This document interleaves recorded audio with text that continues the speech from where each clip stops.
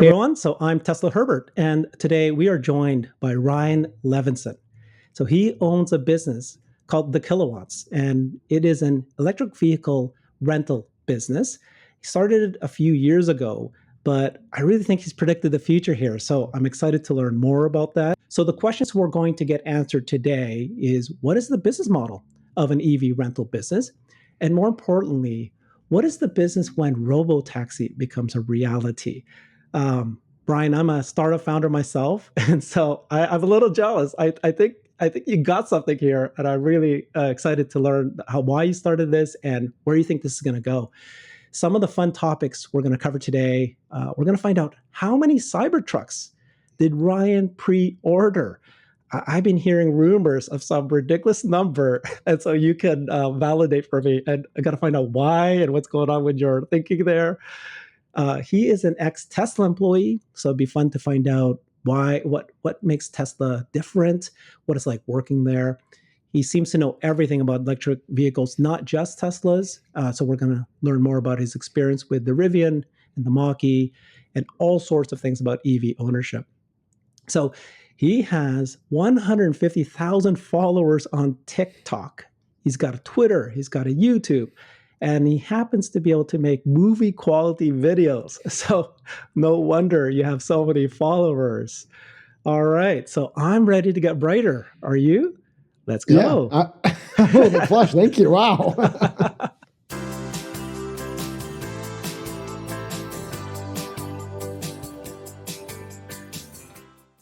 Welcome, Ryan. Hey, thank you. Thanks for having Appreciate me. This. Yeah. So I teased this a bit. Let's get started with the fun thing. How many Cybertrucks did you pre-order? Yeah, just like day one of the launch, I ordered like 5 the night of, and then 15 the next, like a total of 15 the next morning. Just thinking about the business opportunity of what it might be like to share these vehicles. I thought that Cybertruck was just a great offering. While at first it did kind of catch me a little bit off guard, when I thought about what I was already doing with car sharing, the biggest complaints I have are minor scratches to the paint, are like little things. And but for the most part, EVs are better as a car sharing vehicle. And so I thought, what do I really want? Like, especially as we lead towards like Robotaxi, what do I really want for my shared car that eventually drives itself? I want a bulletproof tank. And so my resolve hardened more and more. And I don't know exactly when I got to like 35, but I at least got to 30 because I was like, oh, I don't really need, like, I want like 5 of each. And I did the math and I was like, well, to have a 6-figure income, I might need 10. And I didn't know which one I'd want. Do I want the standard range single motor? Do I want the dual motor? Or do I want the tri-motor? And I was like, I don't want to have to make that decision now. And it's only $100 fully refundable. So I'm just going to get 10 of each and figure out what that is. And then as time went on, I was like, well, 10's fine, but 12 of each would be good. Anyways, whatever it was, I realized that the limit that you could put on a single credit card was 10. And so I ended up doing that. And I saw Dan from What's Inside made a video where he reserved 50. And so I wanted to be the one to claim the most Cybertruck reservations.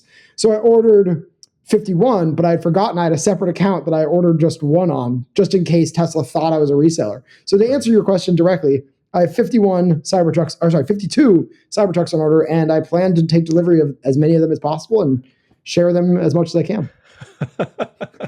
That's wonderful. I love the way you thought about this. But yeah, so when it does come out, we've heard that it might come out next year, July next year. Are you going to have the money? And what are you going to, how are you going to afford this? How are you going to borrow money? By then, do you think the business model will be set and staged? Yeah. I mean, my intent would be to get more like, the cheapest crediting I can get, spend as little as possible on that. But I'm not in any ways able to afford 52 Cybertrucks in cash. And nor do I think that would even be a good idea, even if I could. Yeah. So my intent is to, do what I'm doing right now with my beta test fleet, as I'm calling it. I'm managing 10 vehicles, and I actually just bought one more last night. Sort of recklessly, but I bought another Rivian last night that was on Cars and Bids. I basically, I'll find the best way at the time is the way I'm approaching it. Collect as much data, as much as the creditors would want to know, and whether it's, friend funded, venture capital funded, or just classic business loan, I'm building the case to make it so I could get whatever financing I need to make that happen. And I also don't think it'll be happening overnight. I somewhat intentionally reserved that 52 over time. So I'll take delivery ideally of the first 5 or 10 as soon as possible, validate that business model, then double the fleet, I think you're going to be very successful, because I think what I've been hearing, you'll validate with me that you are kind of like making money for your cars. You've got 11 cars right now. So I saw your video that you created a year ago, Turo pays for my Teslas. You published it last year, and at the time you said you had 350 rides. What is it now? Yeah, I think I'm in the 600 ride range, and that's out of the currently 10 vehicles that are sitting in my garage, or are out on trips. I will probably double that number in a year. That the rate in which I have vehicles going on trips has increased. Back in 2020, when I left Tesla, I only had 3 and then 4 cars. When I bought 2 Model Ys and I had 2 Model 3s, and so over time, going from 4 cars to 10 or 11 cars, obviously the rate of those trips will increase. All right, well, that's intriguing. So before we get into the business model and details of that, what made you decide to start this business in the first place? You left Tesla for this. Did you have this idea already and you couldn't stop and you wanted to do this? Or how did it fall into your lap? Or so the idea of the Kilowatts is dual-fold. It's education and accessibility, or education, entertainment, and accessibility. So a part of it being education, more of the YouTube side, and then the business of sharing cars, that's the other side. And so my urgency to want to leave Tesla at the start of the pandemic was driven more by the entertainment education side. I already had started renting out my cars, and I'll get into that in a second. But when I left Tesla, it was, I want to do more to tell the story of electric vehicles. And Tesla's obviously one of the best at getting products out there, but they also don't need the story as much. Elon is effectively the head of marketing and comms. Well, my opinion is that when you make a product that good, it doesn't necessarily need as much education, or it doesn't need as much prior to purchase customer education. It does need post-purchase. And Tesla's gotten better at that with their tutorials. And if you look at some of the ones in the cars right now, actually my hands are in there. I helped with some of those videos while I was on the recruiting operations team. Yeah. So you'll see the back of these hands on the drive stocks and whatnot. But that'll probably be replaced soon. My friends that still work on that team told me they need to make an update because the user interface is updated, integrated. Yeah. Anyways, I started renting my cars on Tesla when I bought, on Turo. Yes. When I bought a second Model 3. So back in late, I think it was, the Model 3 launched in 2017. So in late 2018, Tesla told employees, hey, it's an end of quarter thing. Right. We're going to give you the opportunity to get premium interior and full self-driving package included in your purchase. So I was like, that's roughly $10,000. My depreciation for the first year of owning that Model 3 was roughly $10,000. I'm going to do this. This is just a no-brainer. And so I financed a second car before even figuring out how to sell my first car. And I was approved and got the car. And so I'm sitting there like, okay, now I need to unwrap my orange Model 3 and probably wrap the new one. But in this interim, a friend of mine on the main video team at Tesla was like, hey, what are you doing with that other car? Have you considered hosting on Turo? I said, well, I was going to unwrap it because it's got a little bit of damage on the wrap, and then I was going to sell it. He's like, well, while you're waiting to do all that, why not list it on Turo? Gotcha. And the first month, it was profitable. Yeah, wow. I made more than my car payments the first month. I was like, I've not even been trying. I've been charging the minimum. So I started since I had 2 cars, I figured out how to A/B test, and then 2 months later, I bought another car, and I was able to cycle through the cars. It just kind of slowly, pretty naturally built up from there. I was like, I see no reason to sell this car when it's making me more than the car payments, and these cars will last much longer than ICE cars. That's brilliant. So you said you have 2 sides of your business. There's the educational videos, YouTube educational stuff, and then now TikTok. And then you have the actual car rental. Brilliant. Again, I think that it takes advantage of your skill sets. And I don't agree with you that there's enough educational. There's just not enough. Well, again, the education side, yes, but as far as I studied marketing, I studied advertising, and Tesla's never going to do advertising. I'd watch the marketing and comms teams turn over. Yeah. And so I was like, okay, let's just say I've been working here 5.5 years. I watched it turn over 3 times. Even if I got my ideal job at Tesla, I would only hold it for 2 years. I see what you're saying. Okay, I get what you're going now. So Yeah. in one So of your videos called Ask Me Anything video, you said that you need 15 vehicles to make this a full-time job. And so how many, you said right now you've got 10 videos. Um, 10 vehicles. Yep. yeah, where are you headed in that direction? Yeah, fortunately, these cars have actually become more profitable year over year, Yes. which is very weird. Obviously, inflation plays a part in that, but I also think that demand and awareness has increased, and it's slightly outpacing supply. So Model Ys that I bought in 2020 and I was renting out for like $120 to $130 per day, this summer have gone for $140, $150 per day. And so, I'm seeing pretty good returns increasing in the rate. And I think that like right now at 10 vehicles, I have a sustainable business. And so that 15 was maybe overly ambitious. And so, yeah, at 10 vehicles in the San Francisco Bay Area, I'm finding that it's a life to live, and it's not that hard to manage 10 vehicles. Yeah, and it's amazing, vehicles. like you just said, that the actual asset that you bought is appreciating, not depreciating. And so theoretically, you've not spent any money to make this business go. In fact, you can make money if you decide to sell them. And then if that's Exactly. the case, if everything is so positive, both the purchase of the asset and then the expenses, but also the revenue you're making each month for paying it out, you could expand, right? Are you thinking of expanding, or what's holding you back? Oh yeah, no, I mean, like, it's mostly just setting up for those Cybertrucks, doing everything that makes the right sense in my head. Again, I don't have creditors lined up, but I'm just like trying to provide a business case. And so, what I'm looking at after Elon conveyed that the Cybertrucks will start mid next year. Yes, we've obviously each time that he resets the timeline, we're recalculating. And so what we're doing right now, and so I've got a small team of people that I work with. 6 other vehicles, I believe, are managed up in Seattle by another one of my friends. And so we're looking to move those vehicles down to the Bay Area and start to have 1 or 2 part-time people helping us manage. Why do that? Because I thought that the idea would be to expand locations in multiple cities. Why are you expanding in? Why Bay Area? Yes and no. Yeah, I think it's just because like we'll get to that point when we also expand back into other markets.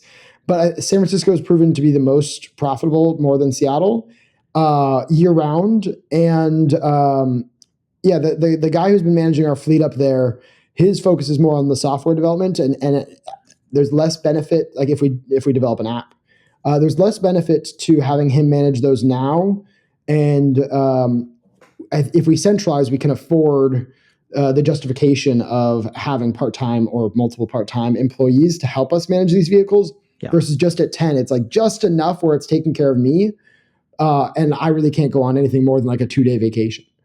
So adding more vehicles to this fleet then justifies having someone that's always on call. I understand. Okay, that makes a ton of sense. And you kind of dropped something, a little bomb there when you said that developing an app. And I've heard you at a Clubhouse call. We talked a little bit about this. You actually even brought it up when you interviewed Elon Musk on the Tesla owners of Silicon Valley. And my mind's going crazy because I'm a software guy. I'm a product manager, software apps, and when fleet managers become the next biggest business model, when Robotaxi comes, they're going to need an app to manage everything. So can you talk a little bit about that? What are you using today to manage your fleet? What do you think is missing? And tell me about your plans for you to develop this and then maybe manage fleet managers, right? Yeah. So fleet management is, I think, something that's grossly underappreciated in this space, but there are a few companies doing some things. I know Hertz has, I think, even purchased a company to help them do some of this. For my basic fleet management, I've got just all my cars there, just on my home screen. I've created the little widgets for each one of my cars just to see where it is, what's its state of charge, just have a quick preview. And that has gotten me so much further than anything else. And we'll get into like the Mustang Mach-E and the Rivians, but like having that degree of like confidence and quick glance makes managing Teslas so much easier. And so that needs to be drawn out further. That needs to be done better. Turo is really a great company for getting people started. and at smaller scale. But I couldn't even imagine running a single market with more than 20 cars on Turo, just because it's just not scalable in that way. You have to go into each car individually and do a bunch of things. Like, I just want to see at a glance, where in the world are my cars? How many of them are within a half a mile of me, and therefore are likely at the end of their trip returned and need to be like checked on or taken out to their next trip. Having just like a bunch of like fleet management tools is necessary. And so, yes, I brought that up with Elon just to kind of see if they were developing it. I've even kind of suggested that I would go back and work for Tesla to do that. Yeah. Don't do that. Create your own business. Come on. I'm indifferent to. Thank you. I'm indifferent to how exactly it gets done. I just see that like it needs to get done. And so if Tesla wants, go ahead. If Tesla wants to get involved with that, then they will, and they'll crush whoever's out there. And so I want to make myself as vulnerable and open to going in and helping there.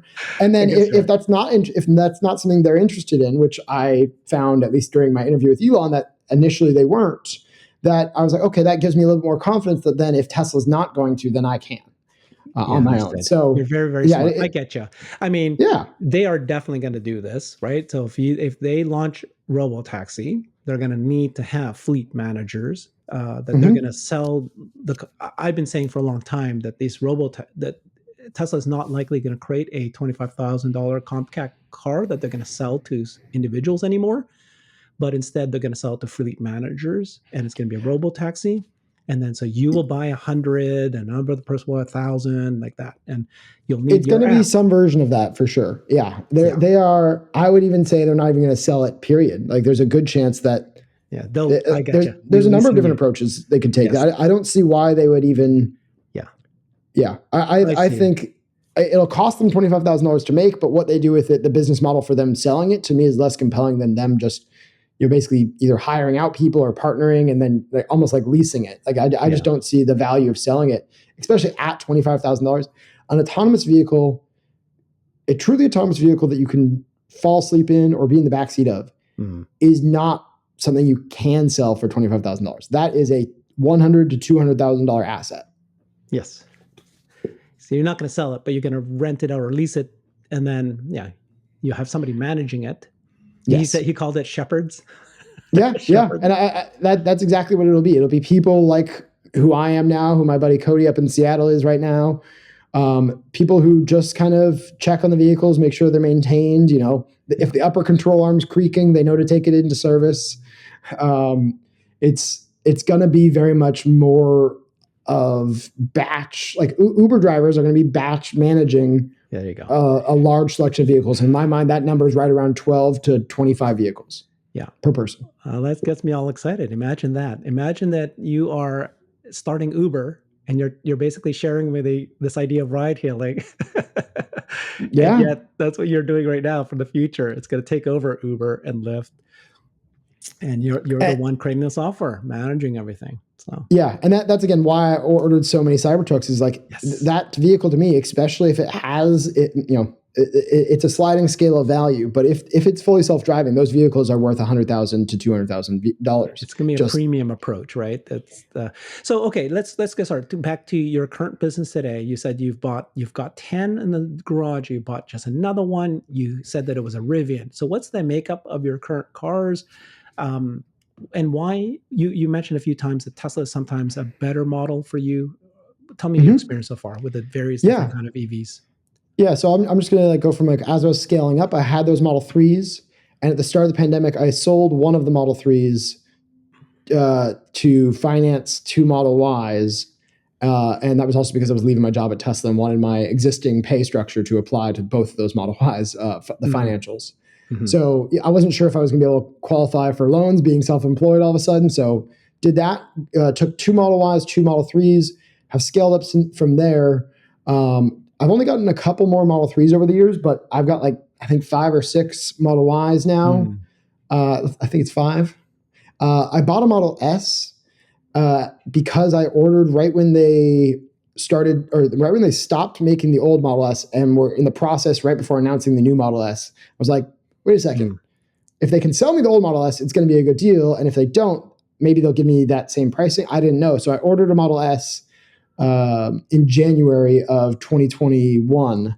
And in December of 2021, they finally delivered it to me at like a slight discount, but also by then the price had gone up even further from the new pricing. Mm-hmm. So the car that I ordered for $69,420 was going to be sold for me for $80,000 with a $2,000 rebate for the early pricing. But by the time that I actually got it, it was selling for $95,000. So I got it for $78,000. Yeah. I was great like, timing for all this. Great timing. Oh yeah. And similar, like once I started to see how this was playing out, I ordered another Model X. And so I've got a Model X that I ordered for $108 and now it's $138 for that same Model X. Yeah. And so all of this is just like looking at where the tides are going and saying like, people think like that EVs are going to get cheaper, but everyone's waiting to buy their EV until it gets cheaper. That is pent up demand. That is impatient demand. And there's not enough supply. So I've just, like buying EVs, it's like what makes the most sense from car sharing and what cars in my mind are undervalued. And that Model S especially, when they announced the new Model S, I'm like, that is not an $80,000 car. That is a $100,000 car. Yeah. So you've got a few Model 3s, a bunch of Model Ys, you got one Model S, and then I heard you had a Mach-E and a Rivian, and now you bought just yet another Rivian. What is that? Right? So I had the Mustang Mach-E for like 6 months, but then it had a recall order that they weren't sure when they were going to address. They said they'd address it in Q4 of the last year, and then they said, well, it might be early Q1 or Q2. I was like, the fact that you don't know if it'll be Q2, I can't make money when it's on recall. And it was just like adhesive for the glass. I even was like, if I break this glass myself, if I just take a hammer to it right now, will you repair it? And they said, yes, we'll repair it, but that won't cover the recall. It's like, okay, so I need to get rid of this Mach-E, and the Model S had just become available in December. So I was like, okay, I'm gonna Q4 sell the Mach-E, buy the Model S. Mach-E was mostly great, but not as great as the Model Ys, and especially with that recall. And then, yes, I bought a Rivian. Again, bought it for $80,000. Could sell it for $100 to $125 right now. Yes. And then when one of the adventure branded Rivians went for sale the other day, I made a rash decision. I've been making so much money on that first Rivian. I was like, I think I'm going to make money on this Rivian. I'm going to go for it. And it was aggressive. I literally found out about the vehicle being under $100,000 on Cars and Bids, and 5 minutes later I won it. Oh my God, look at your life. Buy $100,000 car and then make money on it. So it's like it's crazy. These I'm not the kind of person that feels like I even like deserve or need any of that. Like exactly. When people say like, what would you drive if you couldn't drive anything else? It would be a dual motor Model Y. Like it would just be that. And even then, I would still be like a happy person with regular autopilot in a standard range Model 3. I'm happy with my Model 3. It's such a great car. I don't even drive my BMW or higher end cars. Is like you still have a BMW? I do. See, that's the thing. I made a mistake. Like you're just bringing it up. Like I was gonna sell the BMW and buy a Model 3. Prices kept going up. My BMW is fine and it still drives, but I'm afraid of future service issues that's gonna pop up. So I really should have gone and buy it. And then the months go by, and I was like, darn it, it's a year later. I should buy now. But it's like you. It's like.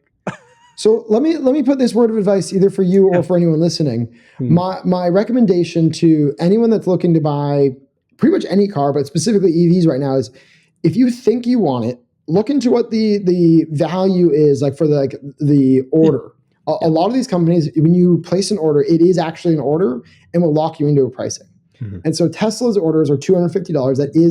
That is an order fee. It's no longer just a deposit. Gotcha. But if the price goes up by $1,000, you'll be really glad you had that, and you'll eventually be able to get the vehicle when you want it. But like you could even hypothetically, you're like, oh, I don't know if I want the ID4 or the Ioniq 5 or the Model Y. Order all of them, and they will all go up. They will all go up in their price, but your price will be locked in for whichever one you decide to buy. This is why you're the business guy. Brilliant. I'm just like, I don't think I want a Hummer EV, but maybe I do. Don't stop, right? Stop. I don't think I want a Lyric, but it's $100 refundable. So like, and it's not the Lyric was not bad. And so if my pricing's locked in at $64,000 for an all-wheel drive, I'm like, next year, $64,000. If inflation continues, $64,000 is going to be a steal. So That's I great. was like, this is how So I tell approach me it. the difference between the Teslas and the Rivians. And I think I heard you say that some ways Teslas are easier for you to manage, but also some Yeah. qualities about is better for the renter. Why did you buy the Rivians and the Mach-E's? Are you seeing demand for that? Is that you just want to have a kind of a breadth of selection? Yes, a breadth of selection, a breadth of understanding. Again, if I'm going to make the case for these investors that they should support me in buying 52 Cybertrucks, Right. I've got to be able to say I know what the market looks like. Yeah. And obviously, we can look at historic numbers, but I can only present like what I know. And so this is a hands-on experience to see what's out there. Question my own assumptions. You know, Cybertruck might be a great option, but I might also see, hey, actually, people, you know, in the first 10 units that we have, demand isn't as high as we were hoping. Right. Okay, but actually demand is still maintained for our Rivians. Maybe just the people that want a more beautiful painted vehicle still are willing to pay more than this ugly, you know, metal box. Mm-hmm. So I could see where I'm wrong on some things, and I want to leave myself open to always being wrong. So again, like if the Mach-E showed increased demand more than a Model Y, you know, I may think the Model Y is a better vehicle, but the market will tell me otherwise. What is it telling you today, just in the last 6 months? Yeah. The market's telling me today that Model Y is the best vehicle I could have to share on the market as far as revenue and maintenance and like actual labor going into it. Like, you know, what I'm finding with my Model S, but more so my Rivian, is like people expect a higher degree of service, a higher degree of clean. And I get that to some degree, but I'm also not looking to put in, you know, 3 to 5 hours per day, making sure my cars are pristine.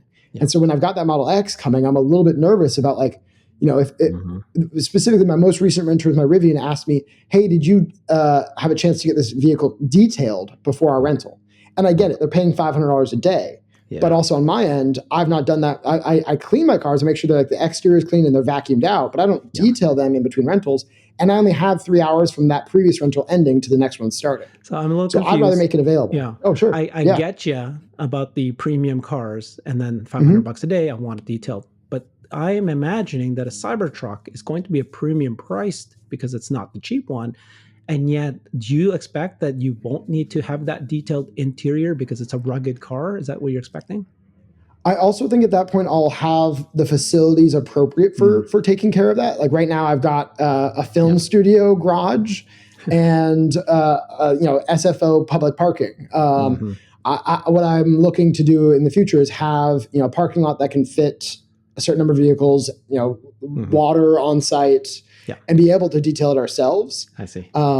So that would be the approach for some, but I also don't know that it would be that case. My ideal version of this business, of a car sharing, especially Robotaxi business, is that it is the renter's obligation, and that I could find this to not be true, but the renter's obligation to return the car as they received it. You know, with like Airbnb, it's your job to, like, turn over the sheets, not necessarily have everything, like, clean, but I think, like, returning the vehicle in the same condition you received it is potentially best for everyone, because then you can maximize utilization. You can that would be my approach. I hope to turn vehicles at a rapid pace and have the renter be responsible for turning it as clean within 5%. Do you think that there's this potential that when Robotaxi becomes available, people are not going to just rent this for a 1 day, 2 day, 3 day vacation like they are today?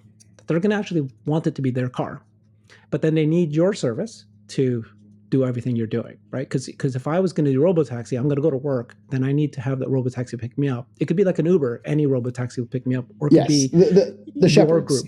It could be you, and then I'd still want the car that it doesn't have to be my car, but I need your fleet to pick me up, and then so I'm going to pay you, and I'm going to be part of your customer, but for long term.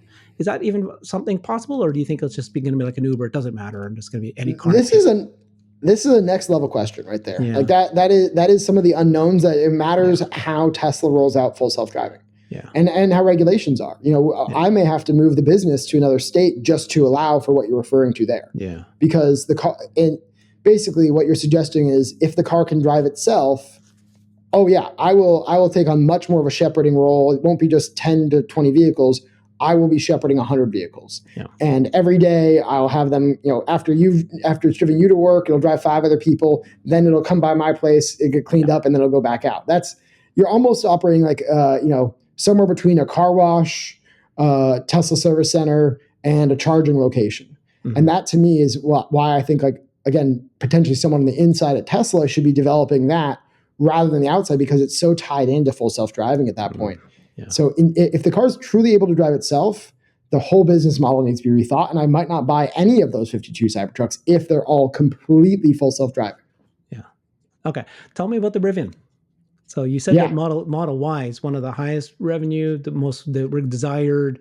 It has some great features. I want to understand the key features, by the way, of the Model Y or the Teslas on how you actually manage it. What are the things that, do you know if they open, if somebody needs the door locked or unlocked or something like that, and you've got the app to do it, or little things like that.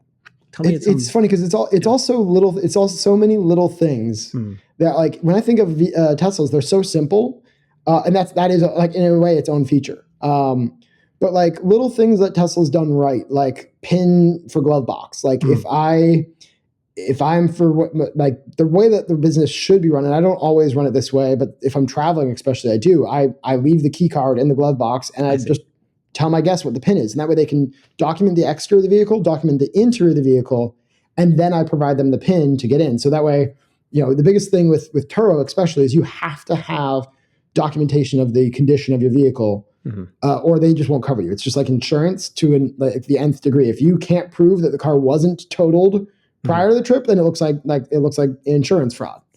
So who takes those photos? Well, that's what I'm saying is, if I'm for whatever reason not able to, then I can make sure my guest does by locking the key card in the glove box. Okay. Those like incremental differences that Tesla has made. The pin to drive is another one that could be done on top of the glove box pin. Like those two things make it just so much safer. That, like, again, key cards. Oh my God, I can't tell you enough how much I love key cards. People, I don't love that Tesla even calls these the backup, because I know your phone is supposed to be your primary key and whatnot, but key cards, this key unlocks every single one of my Teslas, some of my friends' Teslas. I've programmed this key card because it's the car remembering the card, not the other way around. That you can program it to as many cars as you want. And so I don't have a giant key ring of key fobs or keys. I just have my phone wallet, and I put the key card in the back pocket of my phone wallet, so I can just tap the whole phone against any of my cars. It'll unlock and I'll drive away. Wow. And so I don't even have to get I don't even have to get that key card out of the glove box, because I've got mine with me all the time. Mm-hmm. So it's so many little things. Oh my gosh. Like, Sentry mode, dash cam, all that. Like, the safety score is one I've not yet tapped into, but especially with like future app development, you could basically have these monitoring tools. One that I used to have that I don't do as much is speed limit mode. What I don't love about speed limit mode as it's currently developed is it also limits your acceleration. And I don't think that, especially I've had some Turo hosts, advertise 0 to 60 in 3.1 seconds, and then they speed limit you and you're forced into chill mode. So you're not really getting what you promised. So I don't speed limit people unless I find that they're speeding, but I do list on my listings, your speed may be limited. I don't see what would cause that, just because I don't want people who are going to be driving aggressively. Yeah. And if I happen to be looking at the app, or, right after they pick up, I normally check in and see how they're doing. And if I find that they're going, 92 and a 45, I'm gonna say, hey, by the way, just to make sure that you're staying within safe speeds, I'm going to go ahead and speed limit you. And so the fact that you can do that with Tesla, it's like, I just listed off like 3 things that no one ever thinks about as a normal consumer, but they're already available. Again, even these widgets, they're already available, baked into just the Tesla experience. And that just makes, again, Model Ys, but Teslas broadly, so much easier to manage than any other car would be. Well, tell me what your worst nightmare customer you've ever had. Nightmare situation. I love that question, because it's such a good thing as people are considering hosting their existing cars on Turo. My 5th renter ever was terrible. They smoked in the car. They left like sports balls, like a basketball, football, and a soccer ball in the trunk. And it was raining when I went to go pick up the car. And so it was like a random Friday night. It wasn't until like Sunday that I had to go get groceries. And so I didn't document the condition of the car entirely because I was like, they smoked in it, they got these balls, like I'm just going to deal with all that.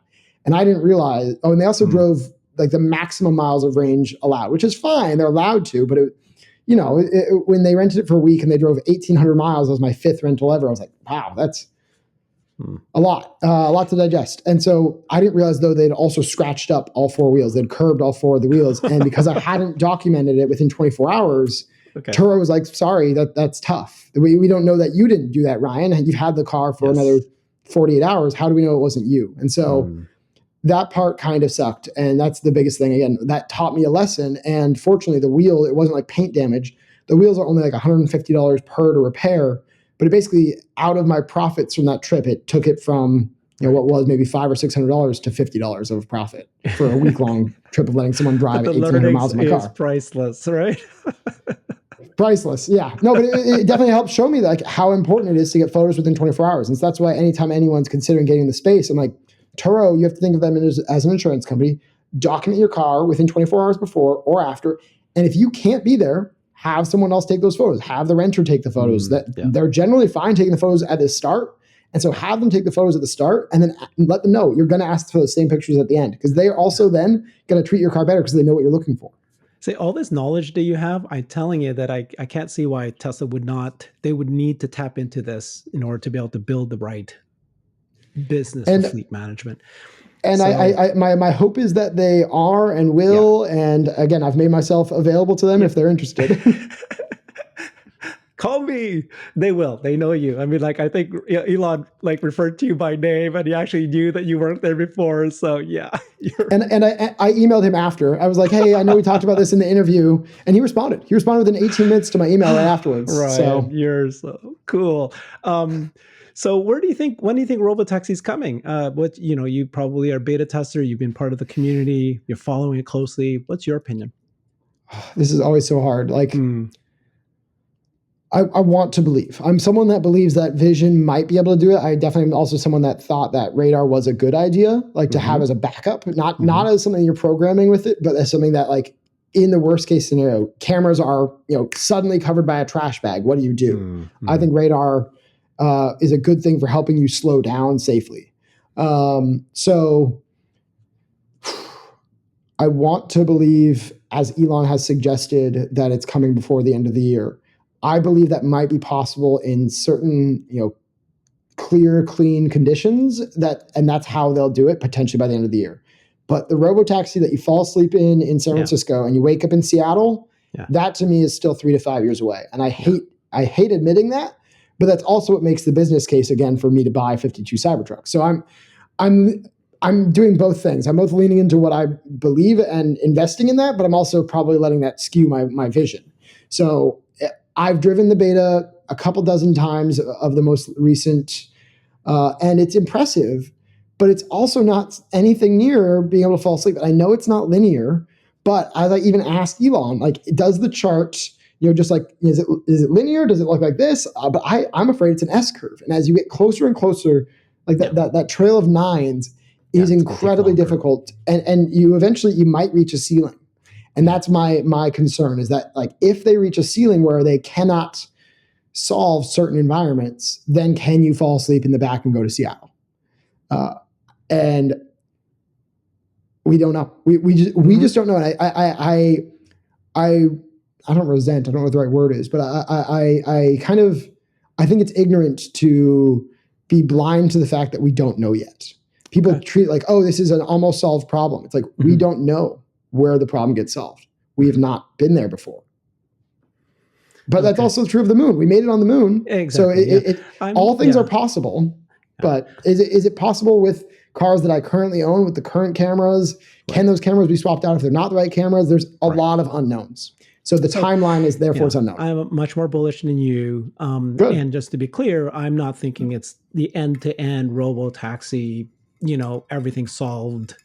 But there's going to be enough that they can define very specific scenarios and that you could go from San Francisco to Seattle. But then, the beginning and the ending and maybe certain routes, it's got to take a certain place, Oh, sure. That's fine. Yeah. And maybe, if there's enough of a case for it, maybe there's a automatic vehicle lane. Maybe there, and I'm fine with having like, clear takeover points. Like, yes, get on the freeway, get off the freeway, you've got to take over. That exactly. Like that might be fine, but it should. The biggest value change for me is, when do you not need me to either be in the front seat, or when can you alert me 3 minutes before I need to take over? That to me is what makes Tesla the most valuable company in the world. So is when you can do that. I think that your approach makes so much sense, is that you're basically created a business based on two-row car rental, and you're which is profitable and is going to grow. And then whenever Robotaxi comes in, you can do it, versus somebody who's waiting for the Robotaxi business, spends all that money, and then suffers because they didn't learn all the things And then I actually also believe that that there's going to be a ride sharing business by Tesla before Robotaxi. So this is a Uber. This is humans driving cars. Let's say me, I own my my Model 3, and I'm going to rent it out to somebody, but I'm going to drive it, like an Uber. Why wouldn't they test that out before they get to Robotaxi? And so similar to what you're doing right now. But I think when we heard Elon, when you asked that question to him, he said, we're so busy right now. We're focused on factory and production. I don't have time. Our team doesn't have time to focus on software and specifically this kind of business. But it just seems to me that that's kind of like a stepping stone. What's your thoughts on that? I'm very proud to be able to say this, but also, like, I don't want to act like I know anything better than Elon, because I have great respect for the man. But I think that's an ignorant approach to say we just haven't thought of that yet. It's either potentially dishonest. He might have just been, it may have been deprioritized, and he didn't either have an answer or an answer he was willing to share. But I think that's ignorant, because when you focus so much on Robotaxi software, you've got to think about the marketplace. You've got to think about, okay, we can't have you fall asleep in the back, but we have a parking lot in San Francisco. We've got a parking lot in Seattle. And as long as you get it on and off the freeway, as long as you're awake for that period, you can fall asleep in between. Like these things, like, they've been working on like the snake charger, which to me is like, back in the day, they were working on the snake charger, and I don't know where that's at now, but to me, like, all these things are incremental steps. And if you thought about the snake charger, you probably thought a little bit about the marketplace. Exactly. And so again, I'm like, if Tesla's not thinking about that, that tells me they're much further from Robotaxi, like fully self-driving Robotaxi, than they're hoping. Because, like, you've got to think about what do you do with all these autonomous cars? They're worth $100,000 to $2,000 each, but you're selling them for 50 or 60. To me, there's a dissonance there. So I'm not as tempted to take Elon at face value there, or I'm tempted to solve that problem externally or internally with Tesla, because I see this as such a clear path, and I'm profiting currently from that. Yeah, exactly. I love your business model. I think it makes sense. And I do think you're going to make bank when Robotaxi happens. So I'll be an investor, by the way. So wonderful. We need it. Because again, I'm like, either friend funded, venture funded. It's going to be something where those Cybertrucks are going to be purchased for like $5 million, but they're going to be worth, in my opinion, like $50 million. Exactly. So I think I'll be able to present a compelling deck to whoever would want to invest. Yeah, I think that reserving 52 is a bet, but it was a small bet on your part. $5,000. $5,000. So it's not like, but yet I think the upside could be massive. And we all kind of now starting to see it. The Cybertruck is different. He's already said, right? He's said a few times, he thinks that the Cybertruck is going to be the most technologically advanced product that we've ever built. So given what we know, his car, the products he's already released were very good. This is going to be exciting. And I think that it has more chance it's going to take over and be something that everybody wants than it fails. So, I have one more challenging opinion there for the Cybertruck, though. I don't want it to be the most technologically advanced in terms of features. And so you heard that during my interview with Elon, and I kind of jokingly said, features. Because in my opinion, it's not a vehicle that should be feature heavy. It should be feature light. You want it to be reliable. You don't want crab mode that's gonna fail. You don't want Falcon Wing-esque doors. You want it to be basically as simple for getting from point A to point B as possible. And that's what I loved about the Cybertruck. That's what sold me in those first couple of months. I was like, whoa! If it's simpler, if it's taking the castings from Model Y, and it's got this exoskeleton, and it just goes forward and backwards, and it drives itself. There's no steering. Whether there's a steering wheel or minimal things to fail. And so I don't want this technology. I want technically advanced manufacturing, but very simple product. Mm-hmm. It depends on who his target is, right? Yeah, owners. And that, again, tells me, again, what they're thinking as far as Robotaxi. If you're making rear steer could be helpful for Robotaxi, but like a bunch of these other features, mid-gate fold down, which I want for camping, but I don't need for car sharing. A lot of these features that we've heard they're in the process of developing, to me, don't add up to a car that drives itself and is shared by 25 people or 100 people a day. It's not designed for that, right? So he's already explained that there is a Robotaxi, a dedicated Robotaxi vehicle. It's on the earnings report today that was released. They actually have a line item for future production, and they call it Robotaxi. So, you know, and then you heard him talk about, muse about a Robovan. So these are, in my mind, in my mind, and if you look at like Model 3 over time and Model Y, you'll see where they've made these iterative approach. Again, Model S and X getting key cards. These are the things that, your key card recognizes you when you scan in. Like if you scan into a new vehicle, I was just down in LA and I rented a Model 3 and I added my key card. Yeah. And so my key card immediately shows up as the Kilowatts. Yeah. They're doing all these incremental things that make for better car sharing and therefore Robotaxi. And like, again, you're right. Whenever the software for Robotaxi launches, it should test on whatever vehicles are currently on the road. Yeah. And Cybertrucks should be the best for them to learn what people want. It's a 6-seater. You can fit all their stuff in it. You should have an internal facing camera so you can see how many passengers are on average riding with it. Like you should start Robotaxi with Cybertruck, and then once you've learned enough, then you take it to a different form factor. Whether it be going up or down, they'll probably decide based on Cybertruck experience whether they should make the like smaller $35,000, $25,000 vehicle at that time, or the bigger van at that time, based on what data they collect with Cybertruck. I totally agree with you, which is if you look at all these tiny little features that's been added to the app or these cars for the last several years, they all add up to a Robotaxi experience. And it makes so much sense that you can, sometimes you hear about this thing and like, why do they care about a boombox, the feature for the car to speak? Nobody cares. Oh, but you made a great point. I've never thought about that. To be able to announce like, hey, your car is here. I'm here. Like, yeah, Waymo, I just saw the other day, and I didn't get a photo of this because it happened too quickly. They had that little spinning LiDAR, and it was lighting up with like the letter CB. And like, that's cool and fine. It was like a green CB, and that's how like Uber gets you too. They've got like, Lyft, and they light up this little light that's your color. But how much better is it to be like, hello, Ryan. Hello, Ryan, your car is here. The Teslas, with the holiday, you can put you can play the car to play all these songs. I've seen some where it uses the car's lights and it shines and Tesla, the image, whatever image word you want on a wall.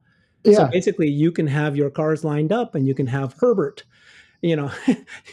Jane. I like to think I think of most of these things before other people, but you're saying things I hadn't considered. I hadn't considered. Yeah. I think if you add up all these features, could be, that light could be used for exactly that. Wow. Yeah. There's all sorts of little things like this that you can add them up together. And no, but actually you are the person that has the most knowledge of all the things you needed to have. And because you're experiencing on a day-to-day basis. And I think it's a stepping stone. So beautiful. Yep, it's all a stepping stone. And Tesla, they've got to be thinking about this. And that's what shocked me about Elon's response. I think you're right. It was downplaying it. Yeah, he's downplaying it. It's also not in his mindset that moment. As you saw in your interview with him, I think one of your guys asked the question, can there be a plaid Model 3? And his like, I'm worried about the factory production. He just changed the topic a few times back to factory production issues. That's where his head is right now. So he really doesn't want to be talking about these little features that are not as important to him right this moment, And I want to just piggyback on some of that just briefly. To be fair to the Tesla owner of Silicon Valley, it was their meeting with him. We got to the point that we were so casual in that space after spending 3 hours with him that I got a chance to ask. So Tesla owner Silicon Valley, for those of you that haven't seen that interview, check it out. It's like 3.5 hours. Awesome. Yeah. Cool. I thought it was wonderful done. And you were the one that helped produce it with your movie magic capabilities. So let's get back to a little bit about you. Like you said, I can talk forever with your business model and products. Yeah. But Tesla employee. So what is it like working for Tesla? What was amazing about it? And what do you think Tesla could be doing better? Yeah. Great question. Working at Tesla was one of the biggest honors of my life. I didn't expect, and I'm about to get emotional. It really was. Wow. Yeah. No, I mean, I think growing up, I didn't ever feel like I was, I don't know how this will sound, but I'm just going to say how I feel. I never feel like I was the best. I was always, through school, I was, a 3-point something student, and my best friends were always, closer or higher in grades. 4.0 students. There were like, programs that they would be in that I would be on the cusp of joining. I played golf a lot growing up, and I never won a tournament, but I finished second multiple times. I never felt like I was the best at anything. And so I found my direction in life in like middle school, high school, and I was like, it was through sport. It was through cross country running, just finding my own sport. And I was like, I want to help others find that. So I wanted to work for Nike. And so I went to the University of Oregon to pursue sports marketing, advertising, storytelling with Nike. And that was exciting, but I slowly learned that they outsource a lot of their storytelling. Their business is inspire and innovate, and that inspire part is done by outside agencies most of the time. It's done by Wieden and Kennedy, all these people that basically it was just like a long ladder to then go work for someone that wasn't Nike. And I was like, that's not really what I want. At the same time, I was learning about Tesla, and I was like, this should succeed. And I learned more about Elon. I learned about how he was bullied and how people didn't believe in him. And I was like, I was inspired by a lot of that because I was bullied a lot growing up. Again, that's where some of that desire to work for Nike came from. And I just, when I got there, I was like, this is the best company in the world. And I was fairly early on in discovering that. And I like some part of me still tells me that's why I got chosen to work there, just because people didn't know about how good they were or what they were doing. But it just was truly an honor to be working around all these people that, again, I felt like were smarter than me, but at least I was a part of that team. The engineers that I worked with. So I was an intern for the intern program. So within recruiting, there was a program that, basically brought in the interns, interviewed the interns, fostered their experience there. And so I would do things like, create presentations, help with recruiting efforts, media, marketing, storytelling. I managed a Facebook page, one of Tesla's 2 Facebook pages. Yeah. And then when Elon wanted that to be taken down, I got a call directly from the head of comms saying, hey, you've got an hour to take that down. And to just feel like you're surrounded by some of the smartest people in the world and they respect you. It was truly an honor. And that's what made it so hard for me to leave when I did leave, because I was like, I don't want to work for someone else. And I'm sure a lot of these other companies are great in their own rights. I've not had experiences there, but I was just down at GM's design facilities, and the building itself, nothing against the people, nothing against the products, but the building itself was uninspired. The building where the designers design products was uninspired. And that's not how I felt at Tesla. Every day going in, you felt inspired because you were doing something that mattered. And if the building was uninspired, it's just because we weren't there yet. But you saw the growth potential. You saw that the company was going somewhere, and you felt like you were part of it. And I felt so obligated to help with some parts of that, like with the delivery efforts, with like at multiple quarters, I helped with the end of quarter delivery volunteers within the company, helping people who are in other parts of the business to deliver cars. And I gotten so invested in some of these things that my own team, which understood and appreciated what I was doing, had started to lose track of me because I was just helping so many other teams across the company. Again, I told you about delivery videos earlier. I got my hands in so many things because it was a startup that was growing out of its startup nature, but I wanted to hold on to that, and I wanted to be doing whatever was necessary. So when Elon sent out company-wide emails saying everyone, it's hands on deck for delivery, I took that to heart. And I ended up being on a 4-person team that was getting those people out. And I was like changing like the sales and delivery uniform was like, men should wear this and women should wear this. I said, well, what if I'm a man who wants to wear a skirt?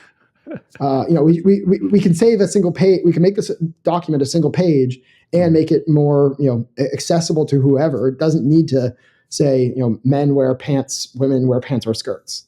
Anyone that wants to can wear a skirt.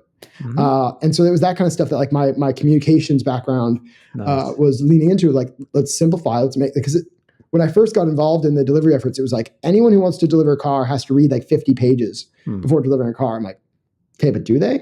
If they're not also in sales, do they really need to know all this stuff? What do they need to know? And so I helped streamline some of that. And again, it was, in a way, it was both my greatest pride and my demise at Tesla. Was at the start of the pandemic, I was looking to change teams, and my team was like, yo, like, we've been rating you well because we know you've been doing a lot of good work, but we've not seen you for like the last 6 months. Helping everybody else. Yeah. So you're very, it's amazing what you just said. Everything you talked about touched me a little bit. What is it about Tesla that got you, and it sounds like other employees, to be so passionate? What is it about Tesla that differentiates themselves? We've heard that Joe Justice and Farzad Masbahi, they both work there. They talk about the rate of innovation that's just unheard of anywhere else. What did you see there? Yeah, I touched on that a little bit, but like, innovation comes with like respect, and this is, it's very odd because, you know, and I think rare. I was, you know, fresh out of college, and I was able to overnight tell the head of the design. You know, I think Franz was on that thread when I changed the attire, the uniform requirements. Yes. But like, just the fact that, like, yeah, anyone can do anything at Tesla. I emailed Elon a couple times. Yeah. During like 2018, when we were a little bit tighter and not selling enough cars, I emailed Elon with a list of 10 things I recommend that we revisit. Like, at the time, we didn't have any formats available or key cards outside of the cars that we were selling. They were just not available online. And so I you know, some of the stuff was naive, but some of it was valid. And so I emailed Elon like, hey, here are the 10 things that I would change to help us sell cars at this point in time. And he responded. Like, anyone can do that even still. Again, outside the company, I even emailed Elon and he got a response. Like, there's just a general respect that I think at so many other companies, it is respect the line of change, you know your place. And Tesla obviously has grown a little bit out of some of what I experienced, but at such an early stage, I was affecting the success of this business. And that just inspired me to go in every day. I had a reason to wake up in the morning, because not only just affecting the business, but affecting the future of our world. I think as we transition to EVs, the quicker we get to EVs, the better. And it was clear to me that what I was doing was connected to that. And that's not always like, again, no offense to some of these other companies, but to not even name a specific brand, but like legacy companies, they're making EVs for, it's a clear business case. Here's our numbers that prove that. And here's how we're going to get it. Like, and we're going to deliver to the customer need. No, Tesla's not delivering to the customer needs. And that's sometimes problematic. They're delivering to the needs of the world. You know, the customer really wants the Roadster, but they're deprioritizing it. So it's frustrating. But really, what's the best use for their batteries is Model 3s, Model Ys, potentially Cybertrucks, potentially Robotaxi. Like that's what he says when you eat our dinner first before dessert, is like, we need to like save the world. And so many employees understand that and respect, and even if they don't understand it for themselves personally, they respect that. So if you go out of line, you are putting your own career in your own hands, as I did, but you're allowed to. And I don't feel like that is as allowed, as accepted. And there's also like a slight willingness to accept failure. I think that's the other part, that like, yeah, like if things aren't perfect, that's okay. We iterate. And so the combination of like just general respect for whoever's there, we trust you're here for a reason and you're in on this mission. And hey, if it's not perfect, at least you tried and we can iterate from there. So my uniform update was an iteration, and it's probably been iterated 2 or 3 times since then. And that's a great thing. Versus GM probably still has the same sales policies, or Ford. Some of these other companies have some of the same sales policies from 20 years ago, and no one's looking at them. Not allowed to touch it. And no one's willing to look at them. Like it's just why would you? It's not going to benefit anyone. So while you left Tesla, can you imagine all the people that are leaving Tesla? Vast majority of them, same as you, and they're spreading the mission and the desire. And I'm actually happy that you did, because your skill set of storytelling, simplicity, and marketing that you brought, you honed it in, got inspired in Tesla, and now you're out telling the broader EV story. You have a division of your business called Kilowatt Media, and you did a video that I saw, EVs for Everyone. I absolutely loved it. It's a short video, but it explained all the EVs that are coming out, the reason for it, and just, I think it came maybe a little bit early, and you should re-release that video on YouTube. It is brilliant, and I think that that's the kind of more of that kind of media that we need out there. Tell the story. Yeah. It's simply just like, obviously the industry is transitioning it. Some of the companies are approaching it the right way, some are not. And understanding, as a consumer, why is this vehicle any good? Just buying an EV is a great start, but you're going to have a much different experience with a Kona than you will an Ioniq 5. Not just because it's newer, but because it's been rethought. Yeah. The MEB platform that Hyundai is doing is really the right thing. And so to be able to talk on these things and help people see that your experience of owning an EV will actually exceed that of anything you had before, rather than some of these other vehicles that are designed to match or maybe not even be as good for road tripping with your previous internal combustion engine experience. Helping consumers see that is really important to me, because we only get to a full EV future if people see that the experience is better. And so many of these are just either not quite there yet or just on the other side of there. Yeah. And it's hard for consumers to see through that marketing.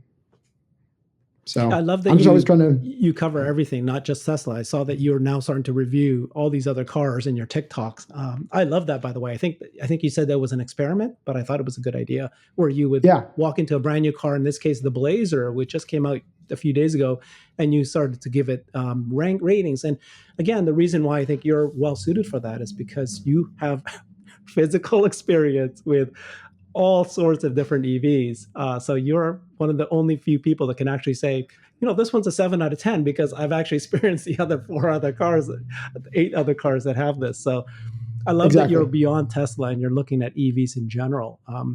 What's your plan? So how did you get into, you graduated with marketing, media marketing.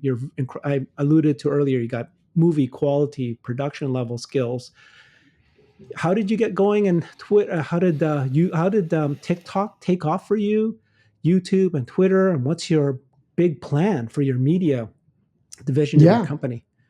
Yeah. So part of it is when I first left Tesla, I was like, I've got enough money at this time to fail for 2 years straight and not be broke. Yeah. So just because Tesla stock had grown by so much, I invested so much of my life. There were times when I bought my Model 3, I was 90% personally, financially tied to Tesla. Okay. And so partly why I bought the Model 3 was to confirm that the Model 3 is going to be any good, because I'm like, if it's not, I need to consider my career, consider my financial obligations. And so that, I've been so invested in Tesla historically that it was always a consideration of, what do I do if I leave Tesla? And how do I even walk into this? It's just a matter of telling the story, and YouTube seemed to be the best way to tell a story. And I've learned that YouTube is a great way to tell a story, but there's people who are better at telling the story on YouTube. I specifically reference Kyle Connor from Out of Spec Motoring. He and his team are doing a lot of great things, and also do comparisons or talk about gas cars. Mm-hmm. I have kind of chosen as the Kilowatts to not really talk about gas cars, almost only get people excited about EVs. I've got nothing good to say about a gas car is another way to say that. Yeah. And so that's the kind of the approach I've chosen, which has been good and bad, but I'm also not as great at delivering. I love discussions like this. I'm not as great at delivering memorized facts about performance specs. Mm-hmm. And so what I found with TikTok is YouTube is kind of a place where people go to research things. And I love sharing what I know, but it's hard for me to do that as well as I could on YouTube. Yeah. And so what I found with TikTok is I can kind of demystify things quickly, easily, digestibly. And it's not going to be like YouTube, where it requires you basically in order to make serious money on YouTube, you have to have an 8-minute video or longer. Mm-hmm. TikTok, if I just have an idea, I just want to convey the idea of this key card. No, the one you just did recently was the difference between the chargers of the Tesla versus a CCS charger. I thought that was brilliant, right? Yeah, and longer form videos or longer form concepts that's more than just hey, the form factor is better with Tesla. It's the form factor, the charging interface, not having a credit card, all these things make Tesla better. So that can then expand to a YouTube video. But even still, it was hard for me to make that one 8 minutes. Because I want to provide as quick and as tight as I can. If you have more questions, I'll answer more questions, but it's hard for me to see, once I've conveyed, it's better because of form factor, it's better because of the transactions, it's better because of the maintenance, it's better, what else do I like say? So like, again, most ideas that I have of like, I want to tell you how I unlock my cars with my key card. Mm-hmm. Once I've shown you that, do you really need another 6 minutes? No, so like, gotcha. and TikTok being a discovery engine, it'll show you my video at a higher cadence if it's interesting. Even if you're not like, if you're just a classic car driver and you're like, oh, I have no interest in EVs. Oh, wait, I have 2 cars and I only have to carry 1 card. That's great. Like it just demystifies it quicker. It's not something you have to research to be like, oh, is there some way I can not carry 2 keys? No one's looking that up, but I can share and excite you about the idea of using an EV with telling you about key cards on TikTok. And I can't necessarily do that as easily on YouTube. Are you still using all your production skills, or at least certainly your storytelling? So even though it's a 60-second video, you're still doing such a good job that keeps people excited and you're telling the story right. But then you don't need all of your production skills. I would argue you need them just as much. But yeah, well, it's and I will say just as much too, because so much of YouTube has become like the production quality is not preferred on YouTube. Like I struggle with this because I'm so much a fan of like MKBHD, which is everything's so crisp and you get the full experience of the product, almost like you've got it right in front of you.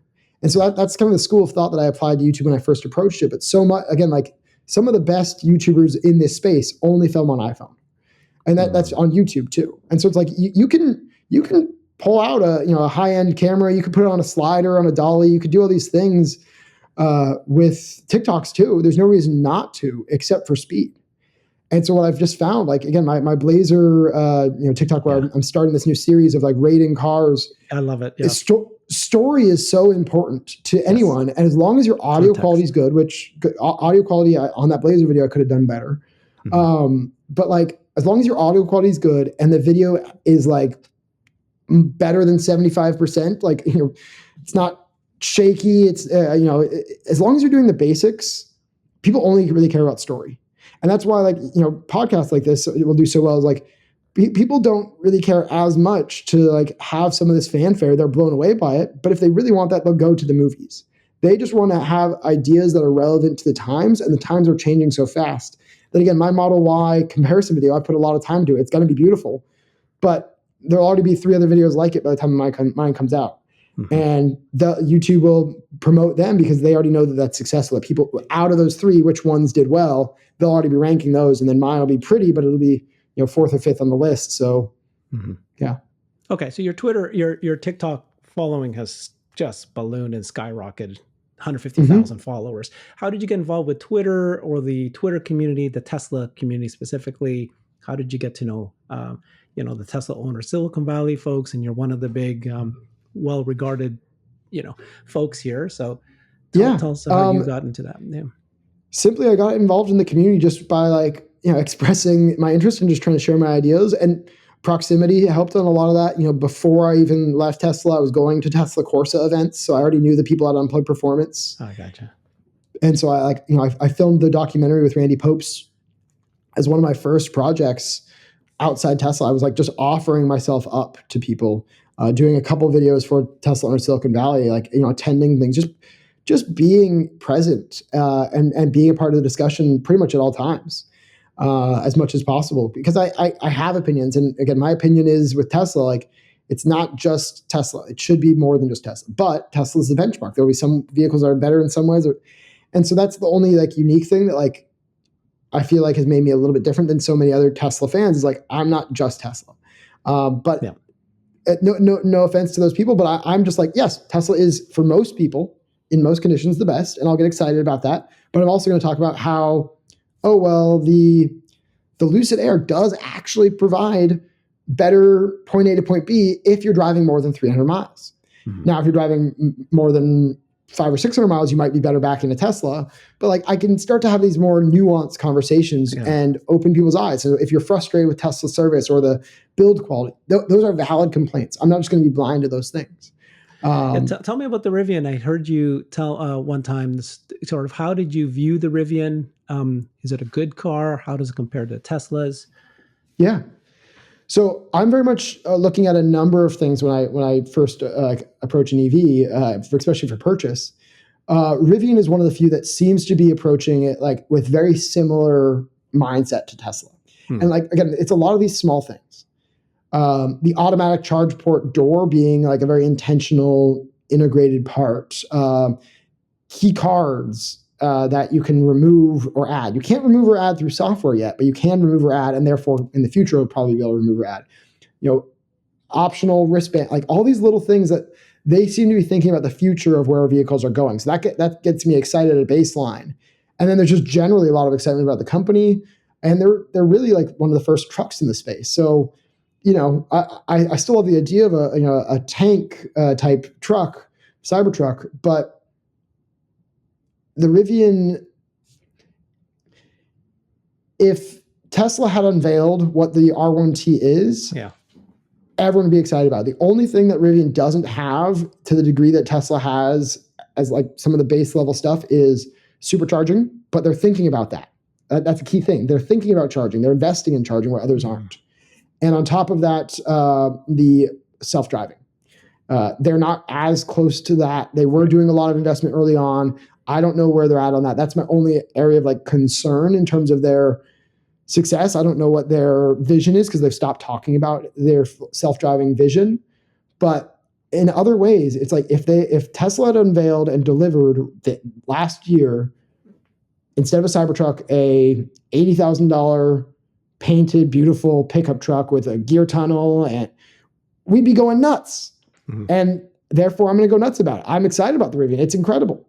And it's also making me a lot of money because people want to experience it, and there's not that many out there. So again, I look at the landscape and I say, what am I excited about? What should people be excited about? And if I get excited about it enough, I'm going to buy one and share it with people. And at least until whatever, semi-autonomous future we enter. But I need to have that data. And so why not get what I believe is the best on the market, collect data, collect money, and then use that, reinvest that to grow my fleet. Okay. So Rivian, good quality. You're impressed. Incredible. The quick summary of the Rivian is it is a F-150 Raptor combined with a Tesla combined with a Range Rover. $80,000 is a low price point for what that is. It's so capable, it's so fun, and it's beautiful. All right. Tell me about an OEM that's creating their version of an EV. Which one do you want to talk about? Is it the Mach-E? Do you have others that you've experienced? I mean, I can kind of just talk about like my opinions on brands. Like Ford is doing a lot of right things. Ford is a company I'm excited about, but the Mach-E wasn't, in my opinion, something that was like, it was like the yin to the Model Y yang. And so like, I'm very happy that exists, but I lean into some of those like key card features, the app widget, and like Ford's app isn't quite there yet, but Ford seems to be investing in the right direction. Jim Farley seems to be taking Ford in the right direction. So I'm excited that there's at least one of the legacy OEMs that I can be like, Again, Hyundai, Kia, Genesis, the MEB platform, hell yeah. Polestar, Volvo, Geely seems like they are going in the right direction, but maybe like with half of their business, they're like half in it, half out. But it's just a little bit overpriced would be the only reason why I complain about that one for what they offer compared to the market. Toyota, Subaru, I'm really disappointed with. They had the most potential for foresight and didn't deliver on it. And their new all-wheel drive Solterra doesn't DC fast charge when it's below freezing. So the version of it that you want to take to the snow, you don't want to take to the snow. See, this things like this, So high level, do you think that the OEMs, the competition is coming? What percentage of the market share will Tesla have when the competition does come? What's your estimate right now? How bullish are you or not? One last one I want to compliment would be Volkswagen Group, which is Audi, Porsche. Like they are going in the right direction too. They understand where to go. Sorry. To answer your most recent question. I don't even think about it as market share. The percent in which Tesla's market share will over time, I think, shrink because everyone eventually will be making EVs. And I know that Tesla has a lead and has more vertical integration. So they'll make more with less market share. I think people forget that. They're like, oh, well, if Tesla's only ever going to be 5% of the market, then why are they 10 times the size of all these other companies? It's vertical integration. So I don't know. I just don't even approach it that way because I think transportation is a pretty big market. Like people segment out, private vehicle purchases from gasoline, from buses, from all these other things. Again, if we approach Robotaxi, if we decrease the cost per mile to 25 cents and it takes you wherever you want, whenever you want, safely, that market is massive. That is replacing airlines. So I don't even see it as far as market share, because I'm not an analyst. It's not my place to analyze. But what I do analyze is the transportation market is much larger than the electric vehicle market. And people who see it as the electric vehicle market, in my mind, are looking at historics rather than future. And future is, what is the value of transportation? And for Tesla, what is the value of energy with solar and batteries? We're talking about industry conquering technology. So it's just a different ballgame. Yeah. Okay. The reason I'm asking you is, like, I think you have a very close experience with the actual products. So you can tell today, and I know this will change in the next 5 years, the quality, which ones you think are getting close to competing with a Tesla, quality of the product that they're launching. And then in general, like, people are thinking, is OEM companies going to be able to even compete? And this is just car production. We haven't talked about all the other potential business model disruptions that Tesla might do, like insurance or subscription model, the app. Again, and all it's these all transportation umbrella. Sure, it's transportation. Umbrella. Gotcha. Like Geico, there's the automotive insurance industry. Yeah. That is going to be relatively irrelevant when you've got robotaxis on Tesla insurance. Yeah. So okay. Yeah, so it's interesting. So at least these OEMs are producing some of them, anyways. Not all of them. Probably a few that will survive, that will create some sort of competitor. But then once Tesla does these other things that are disruptive and changes the business model, it's another game. And just like Elon had said something about, if you don't do Robotaxi, then your car business is pretty well dead. Yeah, you've got horses and buggies when there's autonomous cars. The only cars I think people are going to be buying, at the end of our lifetime, are Porsche 911 turbos, and like almost like a private jet. Someone will have a high-end autonomous car, but for most of us, we're going to be effectively Ubering everywhere. I don't care if you're in the big city or in the country.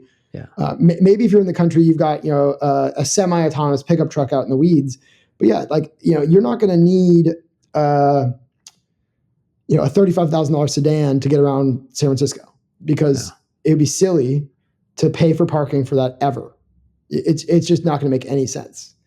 So, the future looks very different than it does today. A lot of these car companies are finally, and this is what I'm communicating with my education information side, the storytelling, YouTube, TikTok, is consumer EVs. But that market, that storytelling is only going to be valuable for the next couple of years while these companies are figuring out how to make consumer EVs. Autonomous cars are the future for the majority of us, and it's going to be a commodity product. I don't know who's going to be delivering all of that, if it will be like the market share blend there. But again, when these companies are settling transportation, that's shipping, logistics, so many other things that are baked into that industry that it's not the cap is so far from seen at this point, that the transportation industry is so massive. That's massive. Yeah. So massive. All right, let's jump. This is amazing. Your knowledge here is so much. We could just stay on this topic forever, but I'm curious to hear other topics. So we cannot not talk about robots.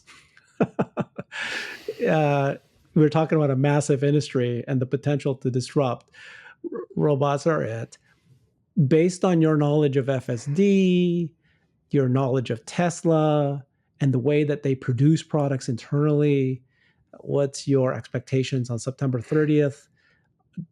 Will it be? I mean, I was very disappointed when it was a dancing robot back then. It was a person in a robot costume. Yeah, that was dumb. It was not Tesla, and I'm so upset about it. Honestly, I think it was embarrassment. But I get that they don't want to show something that is a prototype, because the way Tesla works is once they show you a prototype, that's the product that they're going to deliver. So from an insider perspective, from an employee there, and how they roll, what's your expectation September 30th? So One comment on the disappointment of showing the dancing person in a robot costume. Cute, fun, and I think they honestly learned something when the Cybertruck window broke. Oh, that I think that was, and they don't have a marketing team, but that was someone like Elon Franz, someone that said, "Hey, how do we get people excited about working on this with us?" Because that's what these like AI battery days have largely been about. Some of them investor days, some of them recruiting days. That was a recruiting effort. They wanted to get the widest swath of people to say, "Hey, Tesla's developing this." And if you just had like a slide that said Optimus, like you would have gotten like the existing Tesla community, which some people are excited about that, and that would change some people's mind. But to change people's mind, you need to go outside of your existing. So you're circles. a marketing expert, and if you were there working for them, would you say you would approve that when you saw that plan? I'm going to get a dancing person dance. I would look to other things, but I think it was a lot of what gets people to react online is setting up an expectation and shifting from that expectation.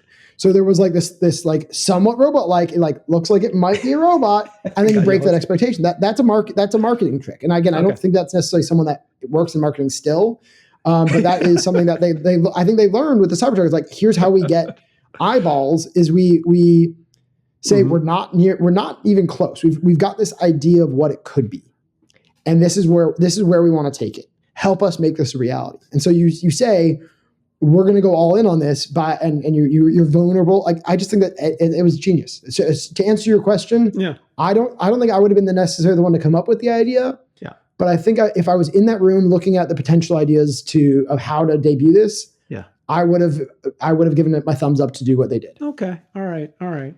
And then what do you expect September 30th? What's going to happen? What's your goal? Yeah. What's your expectation there? I am someone that always wants to be an optimist, not optimist, optimist. Yeah, optimist. I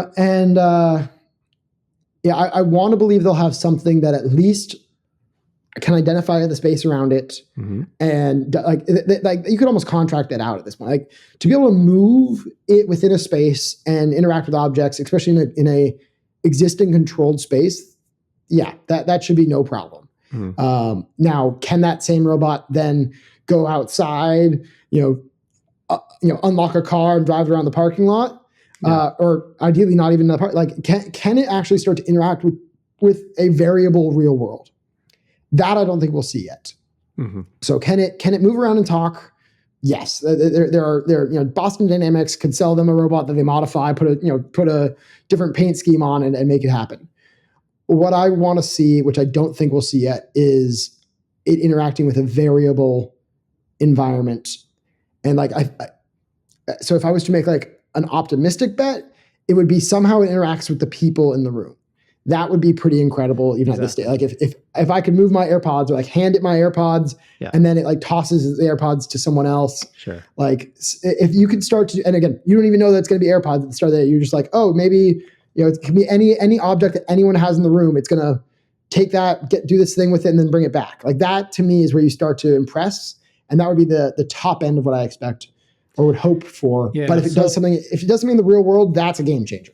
Yeah. This is AI Day 2, and it's meant to be recruitment. So they're trying to excite all the smartest AI machine learning scientists in the world to join them, to solve the problems. Yeah. That means they've got problems they still need to solve. They have repeatedly said, and we are not a car company, we are an AI company, and that all of our cars are actually AI. They're actually robots. They can actually, has vision, and we can take the FSD that we're working and apply it in a robot form factor. So I think that if they just rolled out a robot that can jump and flip and walk, that's not enough. We've seen all those amazing videos already. It needs to do something where it is showing off its intelligence that no other car company has ever done before. And so, like you were saying, variable, there has to be something where you roll the dice, and based on what the dice says, and that's the activity it needs to do, something like that some variable activity happens. Yeah, have someone in the audience or multiple people in the audience provide prompts within, again, it can do anything in this room, but you tell us what it'll do. It'll dance. It's got to do this. Yeah, it's got to show intelligence. It's got to do something that we've not seen. I agree. If it does something that we've seen before, I don't know why you would show it. Like, again, what are you showing that actually changes the story from what we've seen? Yeah, exactly. I agree with you. Like, yeah, exactly. So, okay, well, we've got maybe one more question here, and for you, I'd like to know what you think is Master Plan Part 3. I think that's the next big thing that we're all very excited about, but also we haven't heard anything. When you hear Elon say extreme scale, and you worked with Elon, you know him closer than many people do. When he says extreme scale, what what went through your mind, and what are you speculating is going to be announcing when he finally shows Master Plan Part 3? Yeah. There we used to talk about like 5xing the business back when I worked at Tesla, and that was like that we created like a recruiting 5x trophy. I had no budget for it, but I got some parts from the repair yard and got them welded together and made a trophy. Explain that. What's a 5x the business? Yeah, so like literally like we needed 5 times the number of people, 5 times the number of sales. Like there was a period of like I don't know if it was 12 or 24 months, but like basically we grew the company 5 times over while I worked there. And my guess is we're going to see something like that again. Tesla, especially with the castings, they've 1/5 the amount of space that's needed to manufacture vehicles. So you don't necessarily need like 5 times the manufacturing facilities, but I do think we are going to see more manufacturing facilities. The easiest bet for me to make is before the end of the year, more manufacturing facilities will be made. How many? Or announced. Back when they announced the first Gigafactory, Tesla said we need 10 of these around the world to basically solve some of the major energy questions. And I had Leonardo DiCaprio touring the facility and talking to him about that. I think we're going to see something like that, either a plan for all of those to be announced, or at least some of them, and then say, oh, and there's more coming. But I could easily see, like, I can't even imagine there being less than 2 factories announced before the end of the year, potentially less than 3. I think we'll see 5 factories announced before the end of the year of like their locations. Yeah. Thank you, Ryan. You're the first person. Everybody I've asked that question has said 1 or 2. And I've been saying massive scale. 3 or 4. Exactly. You learn with China, you learn with Texas. Yeah. I mean, you learn with Giga 1. We learned a lot with Giga 1. But I think we're gonna, what massive scale looks like, we are gonna basically either produce a bunch more Model Ys and really like go crazy on that and deliver to every single market in the world with Model Ys and or Cybertrucks, and we're going to develop these facilities based on what we've learned, and it's just going to go crazy. And I think that when you make Texas in less than 2 years, you announce that you're making 1 more US based factory, 2 more in Europe, 2 more in Asia, maybe 1 in a developing country. Like, and again, maybe that's where that Model 2 is initially like tested, or even the Cybervan. Like, I just think that so you make your car, you make them easy to make, and then you proliferate. You need to proliferate, and you do have a scale. Love it. I'm saying 3 or 4 by the end of this year announced. And that includes the expansion of Shanghai, the expansion to Giga Texas, and then there's probably going to be something like the Indonesia. They've kind of like whether or not that's going to be a gigafactory or just batteries. I think it's going to be both. Everything will be both. They're figuring out the model to make both. Like they've been frustrated by Fremont and Giga being separate, and like they want to make, like, that's what the original vision for Gigafactory was. And that vision just got delayed. And then they tried to do the 3-dimensional manufacturing with Model 3 production, and then they had to make the tents. Again, delayed. But what they're doing right now with 4680s at Texas is they're proving themselves out. So if we're wrong about this, we're only wrong because it's delayed. And we're only wrong because it's delayed because of 4680 battery cells. But as soon as they figure out 4680 battery cell production at scale and castings, game over. Why would you not make every factory? Because your margins are so high, your products are so good, and they might even be autonomous. So I just interviewed Brian White from My Tesla Weekend, and he was saying the exact same thing, right? That every gigafactory they create is going to be basically input, which is the minerals and then which is batteries, and then out comes the product, right? And so, in addition to the expansions, there's going to be 2 more gigafactories announced. 1 probably in Indonesia and another somewhere else. I don't know why that is so that is not something people think. The only reason it's slowed down is because they're so heads down and trying to make Texas and Berlin get the ramp up with a new 4680 battery. If they didn't have that issue or this, wonderful game-changing technology, this would have been done. Once they learn and they get past this of Giga Texas, there's no reason why they can't announce it now. It'll take a year anyways or two for this to be built. And then at that point, they already know how to build these factories. They already have gone through the regulatory issues and all that. And so they're going to create, 4 next 2 years. And then they'll probably announce 6, 3 years from now, whatever. Yeah. Or just expand within their facilities. Yeah. The only other prediction I'll say that wasn't said in what you said there is, and this is maybe like a hyper change-esque kind of prediction. Yeah. I think that they will eventually buy Redwood Materials.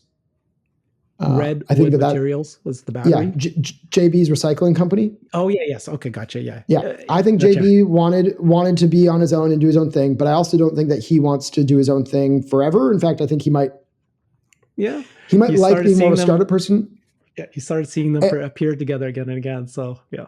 Oh, I'm not even thinking about that, but I just think that JB left for a reason, but I also think that it's so aligned with the objective. Even when they were talking about the original Gigafactory and then to put the recycling facilities out by the first Gigafactory, JB was like, you know what, I'm going to focus on recycling and not have to have Elon in my ear, and I'm going to stay out of the limelight. I don't think JB loves being in the limelight as much, but I do think there's going to be a time when JB's like, yeah, this company's grown enough. I'm back in the limelight in a way. And I'm again, kind of like how I left Tesla. That's what I was going to say. I have a prediction. You're going to be hired back. Your business will be bought because Tesla needs your experience of running your fleet, managing this group. They need your advice. You've got so much knowledge about software and just management features. They're going to buy your company out. I'm going to invest in your company. Good deal. You'll have more Tesla shares then. Pretend I'm an employee of your company so I get bought into there too. Sure. So much fun, Ryan. Thank you very much for your time. Everyone, please follow Ryan on Twitter. He's there at The Kilowatts. I will tell you, Ryan, it took me forever to find your handle because it's TheKLWTTS. It's 1 L, 2 T's. Even that. So yeah, I removed it. So there's 2 separate ways to find it. You either find The Kilowatts with no @ symbol, or it's at KLWTTS, which is just kilowatts without any vowels. And then on YouTube, he's The Kilowatts. And then, of course, in Twitter, he's Kilowatts, KLWTTS. Yes. Great. So hopefully you got a little bit brighter today and learned something new. And if you did, please subscribe and like. Thank you, everybody. And we'll see you at the next episode. Thanks for having me. Everyone.